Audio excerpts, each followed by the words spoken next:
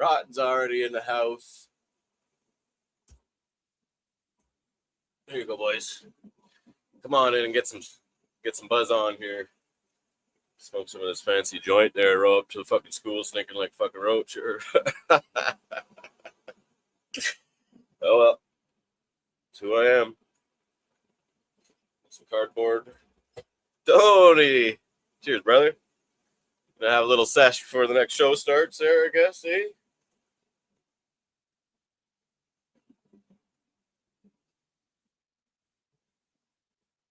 Definitely need some cardboard. Put up here. Shit. That'll do, eh?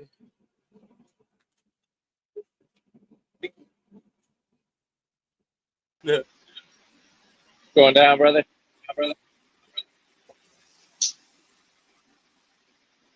What are you up to today, Corey? Oh man, it's Pheno Friday. I'm gonna dedicate buddy. this shit on Instagram. Hell yeah! Anybody ain't paying attention, go check out Island Genetics Cannabis. They're my Instagram, and I got a bunch of pictures for everybody. You know what? Like, I think I have to actually go and look at your page because, like, my Instagram does weird shit where it's like I just don't see some of the people that are like I know that I like should be seeing. You know? Oh yeah, it's like it's like you're like, yeah, definitely. It's like where the fuck? Oh yeah, they looking good. Yeah, these are a bunch of the newer phenols that we have in here. Yeah, more of the same. It's like another peaches and cream or peaches and orange pheno. That's a massive stack that's on my IG right now, man. It's a crazy stack. So, what's up, boys? Yo, what's going on, Tony? Oh, just got done making some coffee. Ooh, I might have. Yeah. Toad, I don't know if you knew because you bounced out there yesterday right after we finished our poker match there, but my little one, his name is Anthony. So we call him Tony also. So I was gonna show. That's why I have not Tony on here because. Man. Awesome. Hell yeah, brother.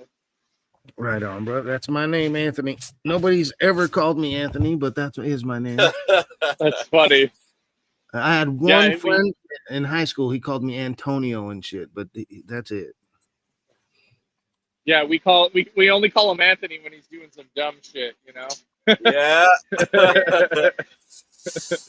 Yeah. You always get your full name when you fuck up. It's probably because there's like 4 other Anthonys in my family, so we were all like around the same age. Oh, so crazy. To differentiate, we all ended up with fucking nicknames or something somehow. So I ended up being Toad. My other cousin, they call him Sylvester because he fucking sounds like Sylvester the cat. He's fucking always flaring shit. He's a big motherfucker too, my cousin Anthony. Like Mike Tyson there. He's big as fuck, dude, but he hates when you fucking call him Sylvester and shit. But like, that's all you got to do is call him Sylvester, dude, and he'd lose his shit, dude, no matter what situation he's in. Oh.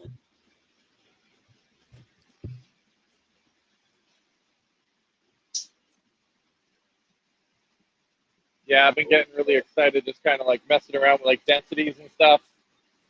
These bottomless pots. A lot of fun with these things, man. Do they give you any issues with the buildup on the outside of the pots at all? Not yet, because I don't feed nutrients like into the pot. It's water only, so I'm not really feeding anything into those. So I don't really see too much. This is my first run in this one that they had, so they already did have a little bit of buildup on them before I got here. So it'll be interesting to see just with a little bit of a different system if we get that buildup or not.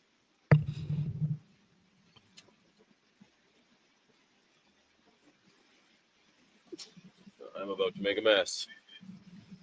What are you smoking? A hash joint? Well, I got hash in there, and then I sprinkled some rosin in there, some of the drier rosin I got in there, and then I got some live resin that I bought in a syringe by accident. So I'm putting some of that on there, and then I'm gonna sprinkle some keef on that. Man, I you're tried fucking. rolling the joint out of fucking hash, and it just melted on me and fucking went to shit. So Oh, I love putting the hash snake in there. That's like the best thing. no, I mean using like the hash as the actual paper. Yeah. Oh yeah, yeah. It's That's fucking. It's a pain in the ass, man. You got to add some keef to it just so it'll fucking hold up. Oh my. The morphology on this one is really, really cool. It's a very, very, Hold on, very man. crazy leaf. Let me bring you bigger. Like that. Preoccupied with my. I like this thinness of the petiole, where you get like a little bit more air in there instead of having them so thick. Like you get airflow right in between them instead of sticking out at the end there. Like this area right here is a little bit thinner. It doesn't continue this broadleaf Yeah. all the way down. Great airflow in there. Yeah, true that. Yeah, I've seen that morphology before. It's cool. yeah, really good for the commercial space for airflow, man. Really True good. that. This one's got that burnt rubber turf on it. Yeah, that's what's in my one hitter quitter. Yeah, I'm all about that shit right now. I love that burnt. I've been looking for that thing for like 3 years to have like a really good pronounced like, you know, Like so someone brings over like an old muscle car and just fucking lays a fat patch of rubber outside the front door. Yeah, that's what I'm fucking chasing. I've had some folks run my one hitter quitter next to the permanent marker, and they say mine's louder than that thing. So that's man. I'm about to say something like crazy controversial, and I know I've never done that before. So hang on to your tits, but. Man, permanent marker is fucking garbage. Like, talk about such a hype fucking strain that really had no legs. Like, that thing was just all hype. There was nothing to that strain. I've had it from several well-respected, I think anyway, well-respected cultivators. And it's whatever. Like, it's decent cannabis, but it's nothing like, like that peaches and orange that they show all the time, or like that, even that garlic truffle there with that thinner leaf. Like, I ain't rushing out to go get that fucking permanent marker. You know what I mean? Like, no, I feel you. I've had it a few times, and I don't get the flavor they're talking about out of it. It's all right weed, but it's dispensary weed. I've never had it from someone that put some time into growing it though. So like it's just been shit they've been knocking out locally, and the places here aren't putting any kind of fucking love into their grows. That's just not happening. Yeah, that's why I kind of put that disclaimer of like people who actually care about their grows growing it, and they still couldn't even make it good. It's like that's what really tells me that it's like I call them empty cultivars. They just got nothing to them. They're green and they're there and they grow. You harvest them, but you don't really you don't really feel too happy about doing it.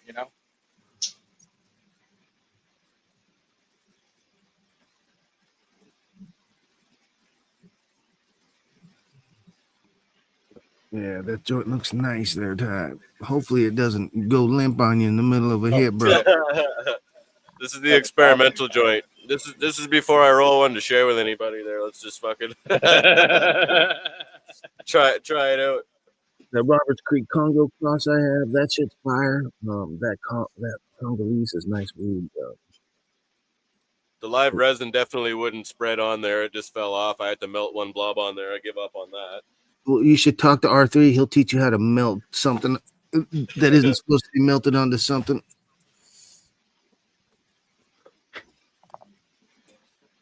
Fuck, is that ever a nice canopy though? Look at that, eh? Yeah, I was just about to say canopy's looking nice. Fuck yeah, buddy. Thanks, boys. Yeah, the amazing thing about these plants is that they were almost dead. We got them in the middle of January, right after a snowstorm here, and the truck driver decided to make them in a non-environmentally controlled truck. And he knew he had the clones. He decided to drive for 5 hours around the island with these fucking clones freezing in the back of his truck. Yo. So Man, when I got these, literally, man, I put my temperature instruments down to the root zone, and we're talking like 3 degrees Celsius, like 35 Fahrenheit code, 34 Fahrenheit at the root zone. And so, yeah, I can't even like begin to tell you how happy I am just to see these plants like in here. Never mind green and growing. You know what I mean? It was a really, really, really stressful few weeks there for me. So, yeah, this like level canopy just makes me. I can't even tell you. Like, this is a very, very, very happy Friday for this guy.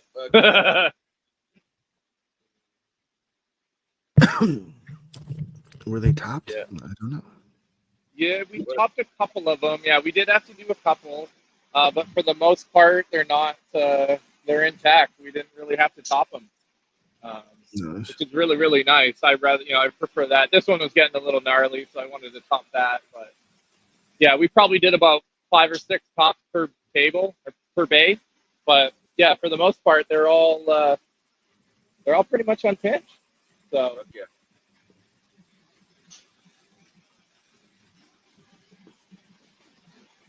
yeah, I'll usually do like obviously like one pinch down here to give me some branching, but other than that, I try to be pretty holistic with it in most ways. So you pretty well pick however many tops you want to have for each plant, and you're kind of you don't have to modify it from there. Yeah, correct. I do a huge math calculation and just figure out how many squares I've got, and then do the stems. Because then every time you pinch, you're kind of doubling up the stems. So. Holy fuck, Corey. Next time I fill up my trellis net, I'm going to fucking call you there before I fucking plant anything. Calculate it down to the fucking square. Yeah, literally. Yeah, because I was working in the greenhouse and there was a lot of folks that English wasn't their first language. So we had to make things like really, really basic, but also like really think things like all the way through, like not just like a couple of steps down, like all the way through. So, one of those is just kind of having all these predetermined plant structures essentially by, doing that math and just understanding how many tops we have and how many stems and what we can do with that. Because we were running 28 different cultivars in that greenhouse. So there was about 17, 18 different instructions for all those plants in total. Yeah, it was pretty wild. So. Hell yeah.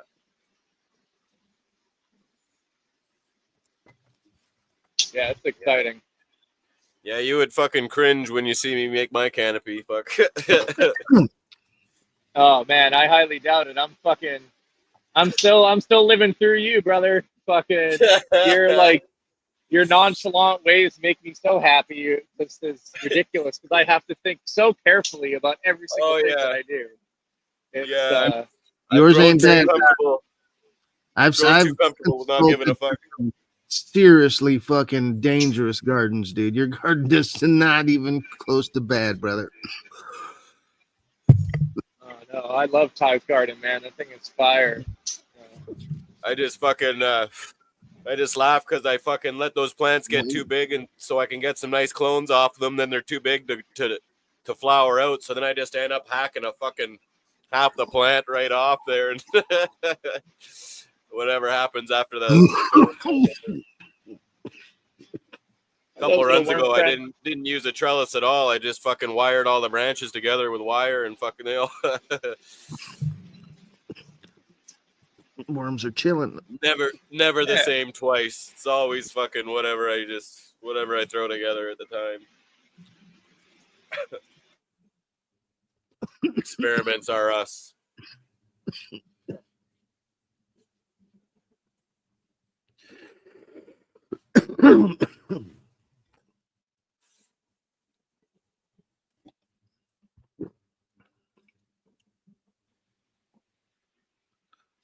Yeah, they're nice and healthy, dude. No potassium and phosphorus. I wish I had a budget for fucking for satchels like those. Man, you guys must fucking spend a pretty penny on beneficials though, eh? I run about $4,000 or $5,000 per crop for my entire beneficial. Like that includes all my Bacillus subtilis applications, all my silica applications, 4 different sachets, to combat what I got going on here. I'm definitely a little bit overkilling right now, though, just to like get ahead on some things because it was a little bit crazy when I first got here. So I do expect to kind of reduce my beneficial population by about half once we're in the cruise mode. But yeah, right now I'm doing a little bit of a higher density just to make sure that we stay ahead of things and really turn these crops around. You said you were using silica as part of your IPM process. Like, how do you use that as a part of your IPM? Yeah, silica is extremely important for sure. It definitely reinforces cell walls.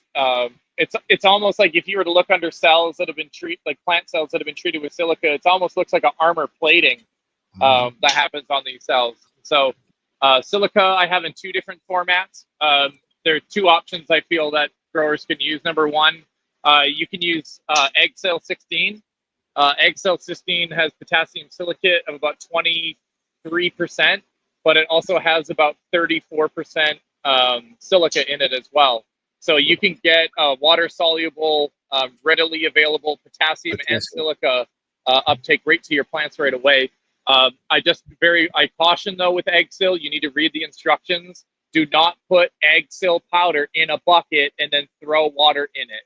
You will melt the bottom of your bucket. Eggsil has an exothermic reaction, and you should not fuck with that powder at all. When you mix Eggsil as a potassium, yeah, potassium silicate. It's just a format that because it has the way that this is made, it has that reaction. But yeah, you just got to be careful. It's just put about half gallon of water, a couple of liters of water in the bin before you start mixing it up, and then put the other half in there because. Yeah, you'll definitely burn a hole right through the bottom of the fucking bucket with Eggsil 16. The same thing with potassium hydroxide there. I got this for fucking making that JWA, the wetting agent. Yeah. And that'll boil your water. To the water. I always add the potassium to the water, not the other way. Yeah, that, right? Big time. So yeah, just that's a quick warning I just want to throw out there. The other product that I really like, I know that there's one available down in the States there. Supercell, I think it is. Supercell is not really efficient for your money. What I like to do is take these bottle nutrients and look at the percentage of the actual nutrient or the actual product that's in that container. And when you look at the Supercell product, you don't really have a lot of silica that's actually in there. So I prefer to use a product called Silamol, SILAMOL, Silamol. I've run trials with Silamol. It's the same thing. It's actually Eggsil, but in a lower dilution. So you still get that silica in there, but obviously you don't get that exothermic reaction that could potentially happen. So it's a little bit safer if you need to pay attention to that. But the Silamol is really good. Silamol works as a foliar. You can also put the Silamol right into the soil as well. So I like to use it as a foliar feed. And so I do that once a week with my Bacillus subtilis foliar feed. I also put silica in there as well to kind of give it that double armor plated type of coating on the leaves there. So where do you get your Bacillus subtilis there? I want to fucking get a hold of some of this, try this out. So Bacillus subtilis, there's also another product that they have in the States called sesh, CEASE, and that does have some Bacillus subtilis in there.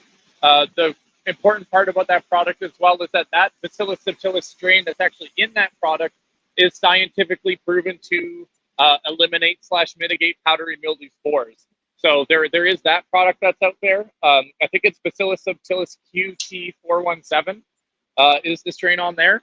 But you can also find very similar Bacillus subtilis strains that do help fight powdery mildew actually in microbial mass.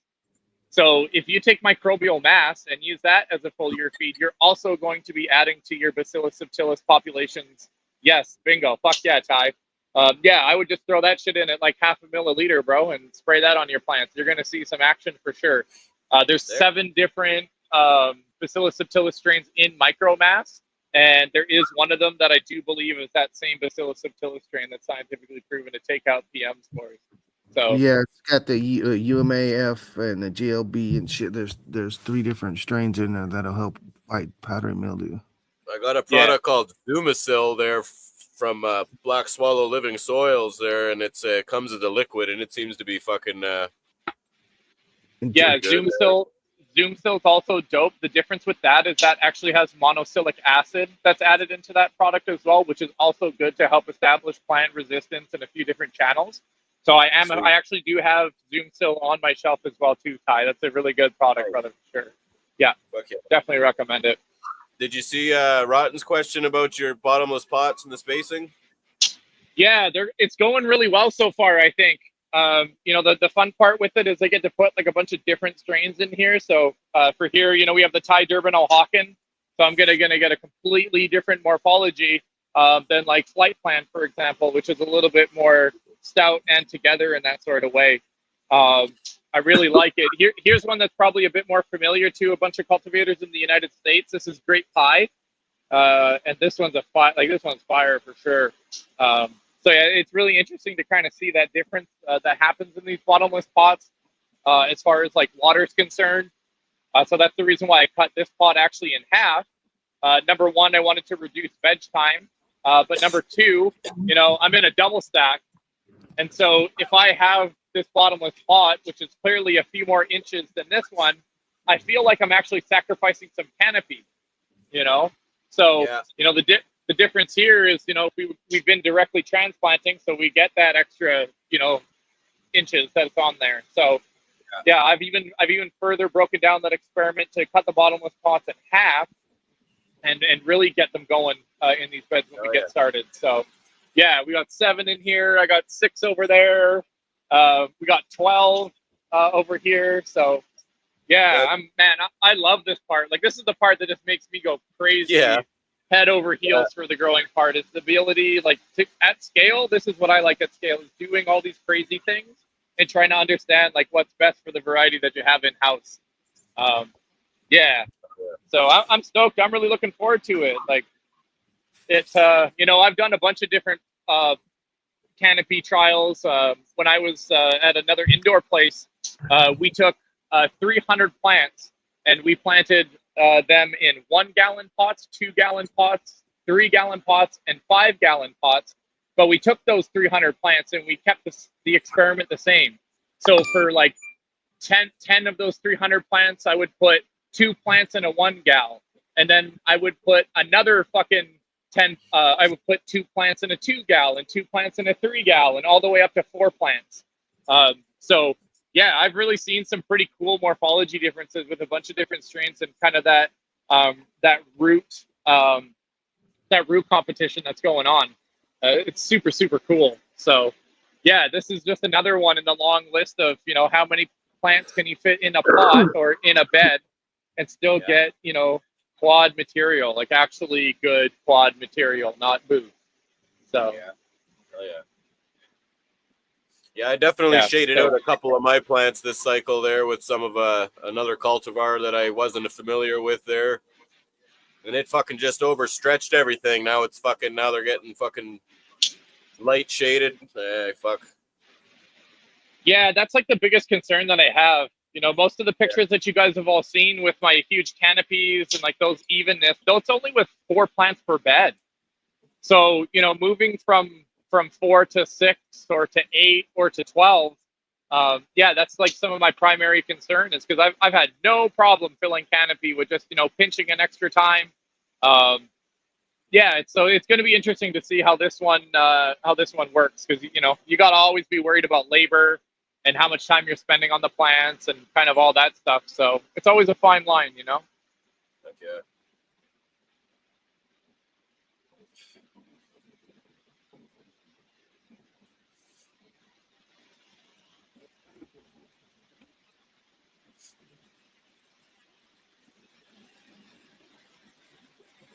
Yeah, and I mean, this right here is like probably one of the best examples ever. If anybody ever wants to have a discussion about regenerative or living soil growth and the difference and like the benefits and the advantages, like, I had this flight plan and it all looked like this. Like, every single thing, it was stressed out because I had it in the pot for too long, Yeah. But like, look at all the new growth. Man, Look I at the got change. all kinds of those fucking stressed out plants right now. I'm looking at. Right? But look at that changeover, bro. Like, Yeah, you it's can literally see the line straight. right from red Yeah, to green, right? straight red. Bam. And now it's just fucking fire. Healthy, Yeah, healthy, healthy plants. Like, yeah. That's why I kind of don't worry too much there, because like for me to up pot from my little 4-inch square pots and then put them in a 3 gallon pot would be like my next step.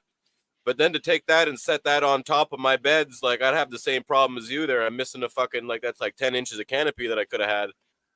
I'd yeah. rather just go straight from my little 4-inch square pots there that are a little bit root bound, and then let them bite into the beds and then just recover. I found that to be less of a pain in the ass than to do the extra transplant. Yeah, it's funny you mentioned that. I'm actually going to be flipping over to 4-inch pots on our next veg cycle also to do that trial instead of having them veg out in these giant 5-gal pots. So I'm really looking forward to that part. Yeah, like if you just gotta just not veg them as long, so you get like a week of something else to do. Yeah, I'd rather they spend another week trying to get into this thing and leverage the nutrition in the bed rather than just trying to, well, basically just wasting its time. Really, you know, especially for me when I got to manage this canopy size, you know, I get fairly nervous. So we even wrote this on one of the racks so I can just always, like, I don't got to bring my measuring tape all the time. But I watch this thing like a hawk. To try to see, you know, where we're at. So in week 1, we started right there. We were at 16. We were at 16 even. And so now we're at about 31, 32. And we're halfway through week 2. So I'm really happy about this because we're probably going to finish about here. Yeah. And that's like more than ideal for the setup that's here. So I can't wait for that. No. Mine are like a couple inches from the lights there right now. There are some of the stretchy bastards there. Yeah, I ran into that with that cool grapes in that other room. It kind of stretched out a little bit too much, and I had to do a little bit unfortunate topping. So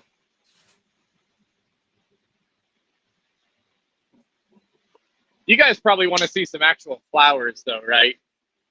Who wouldn't? Right.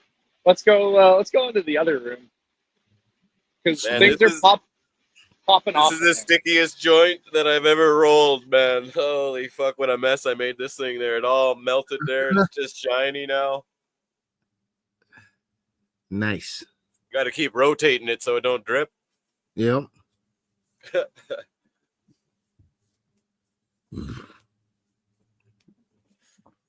Nuggies. We got the nuggets. All right. Week 6 update, boys. Oh yeah. Yeah. These red wasabis are like the hidden, like, oh man. It actually smells like fresh wasabi, like root wasabi. None of this fake bullshit that you get, like that jelly kind of fucking wasabi in the containers that you get. No, man, this is like straight wasabi root. It is so dope. Oh man, it's the spicy profile. So cool. Can't wait. These are stupid though. Yeah, again, for not being in a hydro garden, a lot of people, you know, I actually sent these pictures out to the breeder yesterday, and he goes, "What the hell are you feeding those things?" And I was like, water. So, fuck, they're pretty close to the fucking light, though, eh? Holy. Oh yeah, but they're like. Okay, I like that's the benefit of having LEDs. If that was an HPS, Yeah. the whole top of those yeah. things would be bleached the fuck out because they'd be right in the light source. But because it's spread out evenly, you can get that close and not have too much fucking bad happen to them. Yeah, especially like it's clean, man.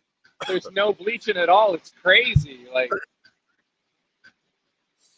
yeah, mine are pretty close, but I don't think they're that close. yeah, I do live dangerously, Ty. I do live dangerously. Last cycle, that Bob's Your Uncle number 6 grew through the lights, and it didn't get bleach stained there. It was a little bit, you know, a little bit yellow on the ones that were like the leaves that were like against the light, but it didn't get all bleach stained either. Yeah, but you also got LEDs in there, right? Yeah. So, what happens with when you're running HPS or metal halide or even ceramic metal halide? When you get up into the bulb, you end up getting a extreme peak in the like 730 nanometers right on the plant, and it's just fucking intense, and that's what bleaches it out. These can't, like an LED can't do that because of the way the These ones bulb do, Tony. puts out light. My little veg lights, they're like they're LEDs, but here's one that got too close to the light. Yeah, that one's getting a little hot there. Oh yeah, I don't know what it is about those lights, but like they fucking yellow it out. But like you were saying, the seven you said the 720 nanometer gets too hot. There's red diodes in these fuckers. Yeah, the 730 nanometer will fucking like make your plants bleach out real fucking easy. Yeah, okay, that's why there's red fucking diodes in it. Then that's and the closer you get to 730, the more the easier it is to do it. Right underneath. Because when they're like this far away, they're good. When they're this far away, they're fucking turning yellow right now. Mm-hmm. Yeah, so what they do, Ty, is in order to bump up the PPFD or the intensity on them, you have to add red LEDs to it in order to increase that intensity. There's no other way to do it. Yeah. However, when you add that red, it gets to become a fuck show. You can have, stretching. Metabolic rate is going to be a little bit different from that adjustment of the spectrum. And you honestly might find a little bit more inconsistency and not as a uniform light pattern if you do kind of breach that like 55, 56% red LEDs. It seems to be a threshold for some of them. That's just a number from somebody I know who worked at some of these companies. It's really, really interesting to kind of see that when they're chased to increase PPFD, they're actually increasing the stretch and a few other unwanted things that you and I might not necessarily be stoked about. So, especially with cannabis, I mean, it'd work if you're growing lettuce or some shit better for you, but with weed, you're just fucking up what you're trying to do by using the wrong spectrum. Too much of that red will fuck everything up. Yeah, that's like fucking stoked on the new tunable lights that have not only different spectrums, but every spectrum's got the same amount of ability of power. So it's not just I'm turning down like the 660 to meet the 520. I'm able to take that 520 and spike it as high as I want. Being able to do that, I feel it was better for having cultivar specific light patterns and recipes. That's cool. Because some cultivars can handle way more red than another. Like man, the pure. Sorry, no. Tony. This fucking AK pie smells like raspberries, man. I'm losing my mind over here. I just wanted to mention that fucking AK pie or Flight Plan. These two cultivars from Sunleaf Seeds, man. It literally smells like raspberry. It's fucking incredible. Like, I've smelled every single other fruit in my life on the fucking cannabis plant, but this raspberry terp is unmistakable. It is so cool. Nice. What? Yeah, sorry. I just needed to rant about that for a second because I'm just so fucking excited about this plant. Yeah, they're not like the largest nugs, but the fucking smell on them is outrageously good. Yeah, fuck yeah, eh?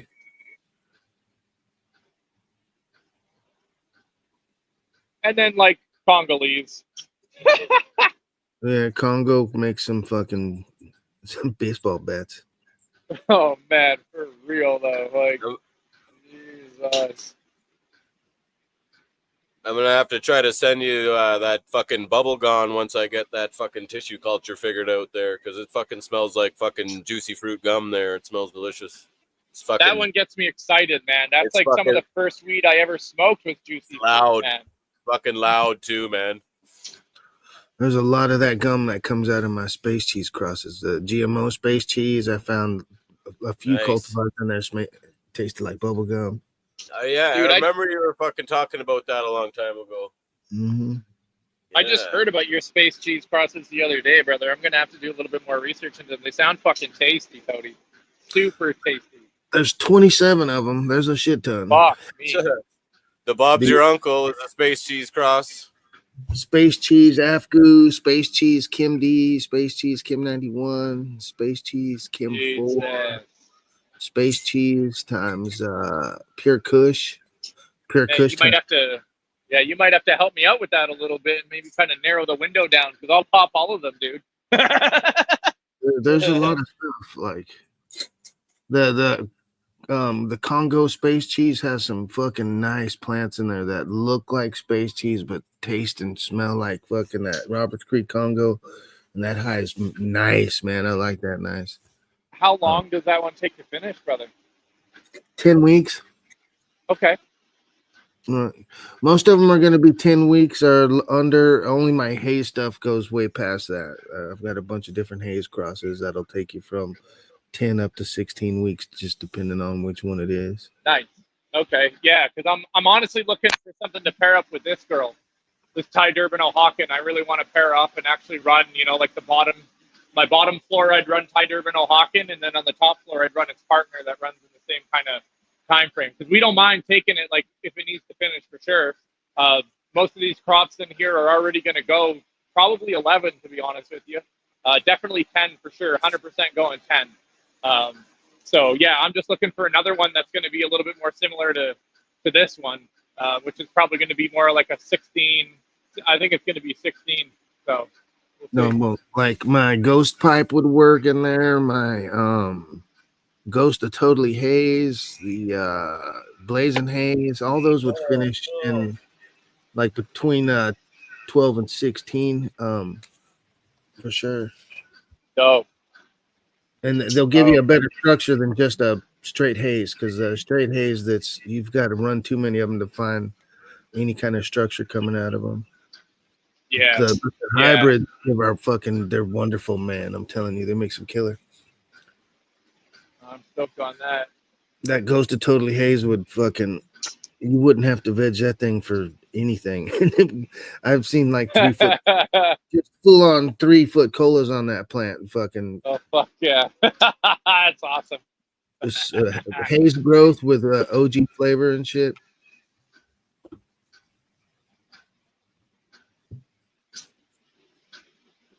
Yeah, this Cool Grapes is going to be pretty interesting. It's got like a menthol flavor to it. It's pretty interesting. Yeah, I like menthol, man. It's not easy to find either. Rotten's running with mine that's got menthol in it that he found in there. And I think this one's Cool Grapes from Segra International. And I guess one of the parents is Kevin's Pure Kush that he was running there for a bit. So, yeah, I've done a lot of work with that Pure Kush. Well, it depends.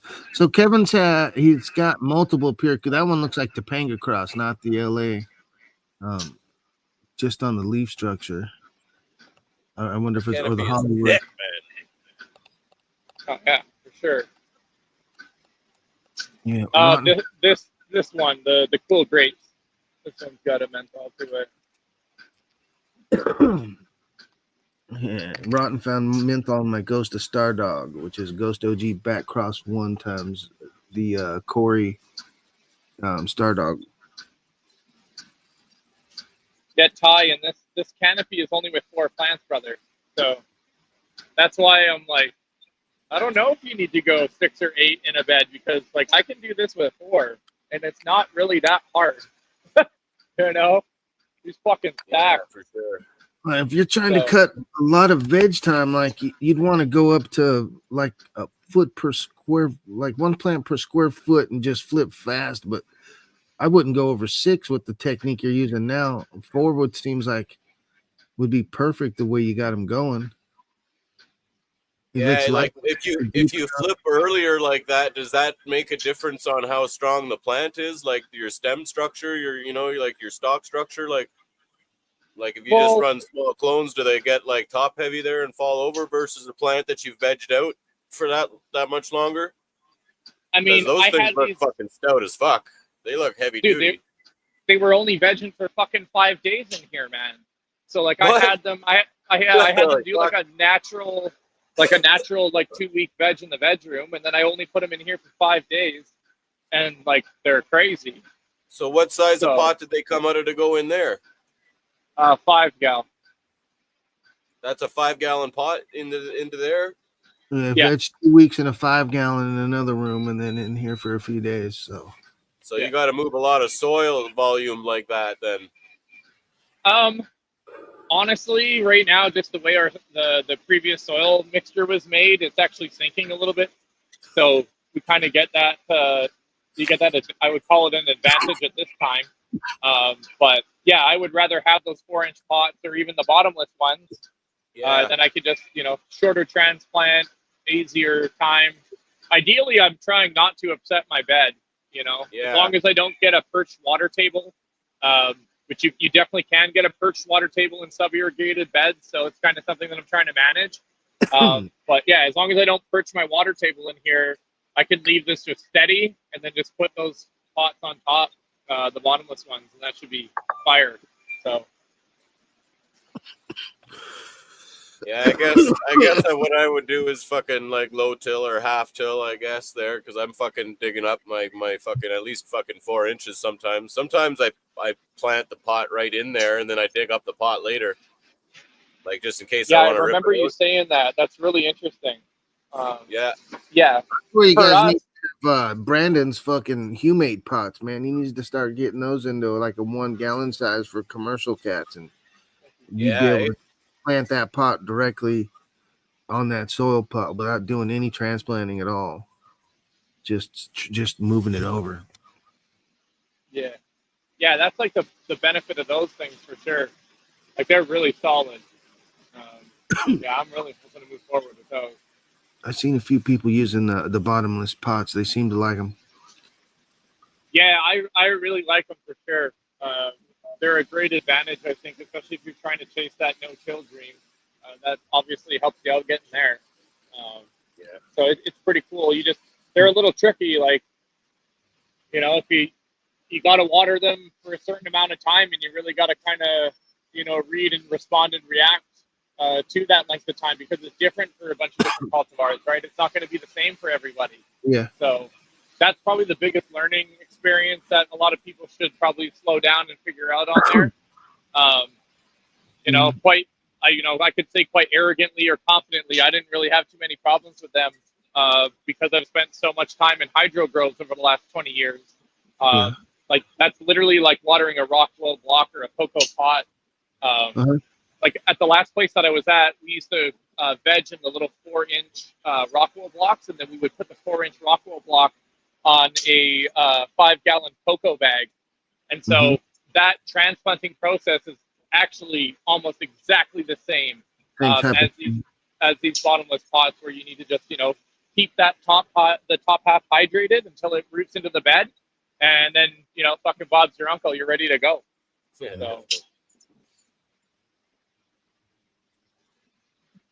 So in those bottomless pots, when you do cut the plant down, have you pulled the bottomless pot out also to see what the root structure looks like in the section that's in the bottomless pot? Do they have a larger air root structure up there where that plant's like change the leaf, the root actual structure from the fibrous type into a more woody type? That's those larger, thicker, wider one that's starts to get almost to the size of the stems. Yeah, they're a little bit less advantageous as far as like thin spreading roots, where they're more so like tapping and they're going down further for sure. So they've got some thick ones in there for sure. It's not really those thinner ones that you'll see that'll kind of spread out in most transplant situations. And then the other thing is just the consistency of those roots all the way through that pod is something that is truly awesome. I only see it really in very, very, very controlled watering settings when you're doing it in pots and containers. And these things just seem to do it naturally and keep that balance pretty good. So it was way easier to manage the moisture in those things. And I can see that, based off of that, checking the roots when I take that pot off and being like, okay, we definitely fucking killed it with this one. We did a really good job because those roots are all white, they're thin, the spacing of all those roots down the stack is equal.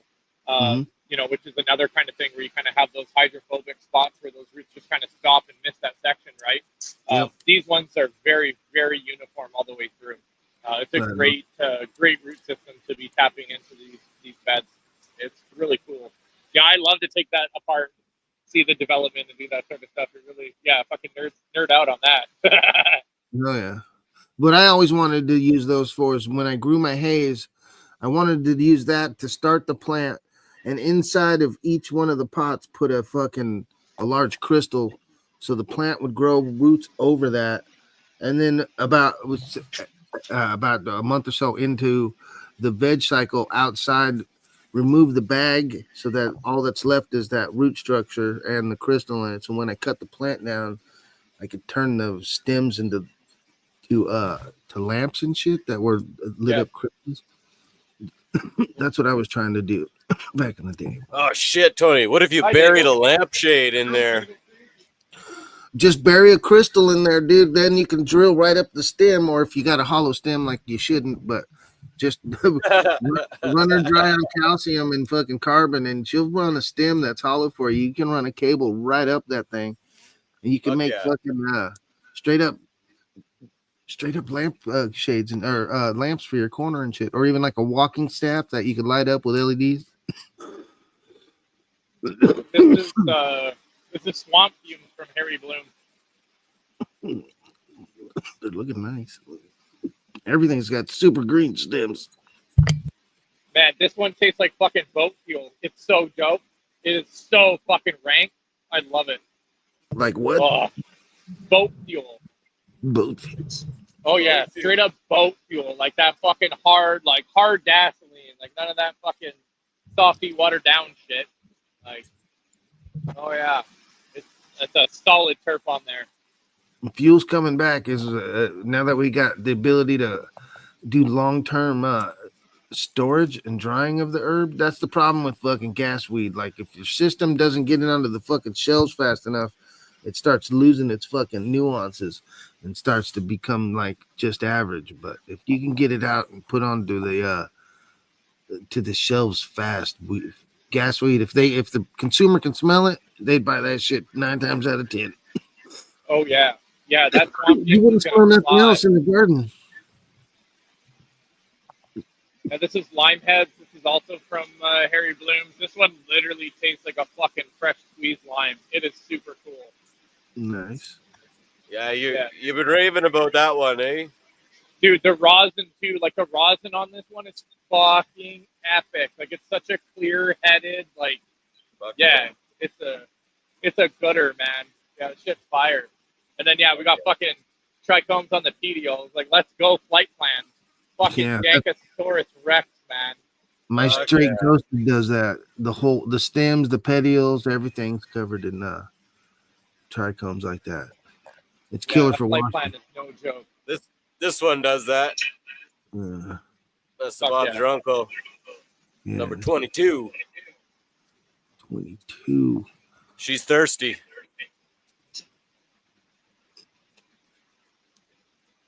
This one is a White Tahoe Cookies genetic. It actually came unnamed to me, but it's that's been around for a while.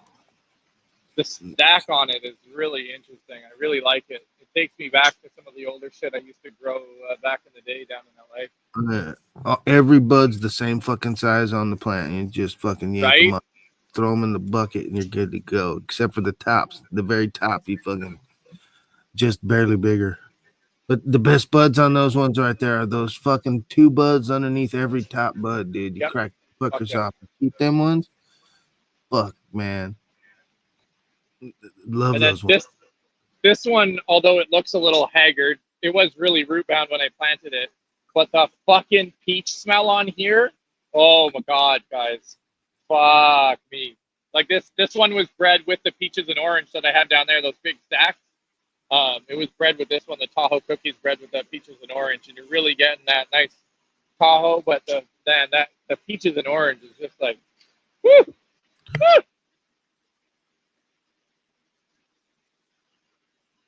Yeah, God, I can't wait for this one. I'm so excited to see what this bed does. I want to see what the winner is.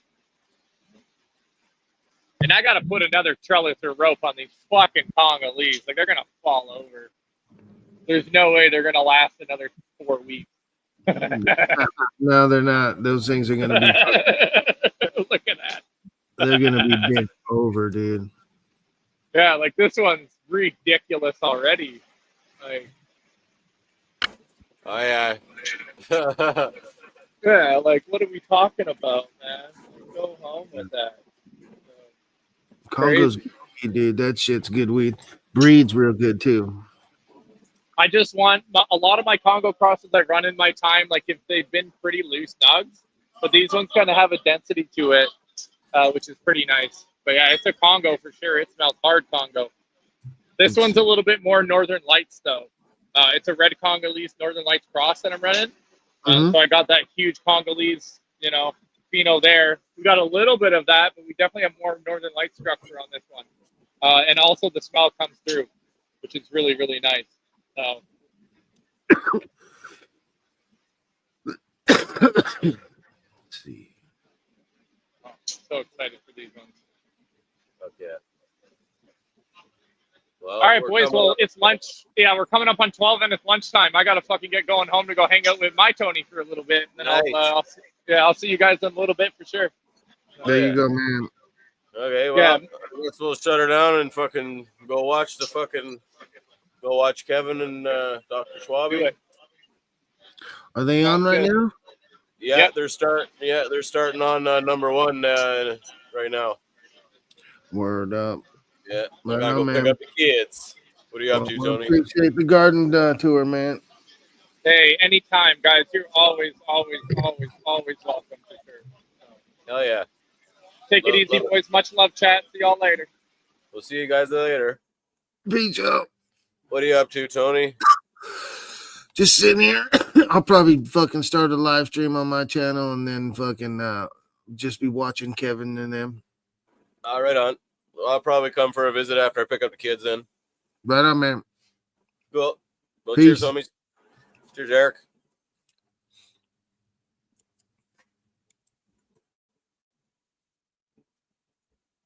Oh, what have I done?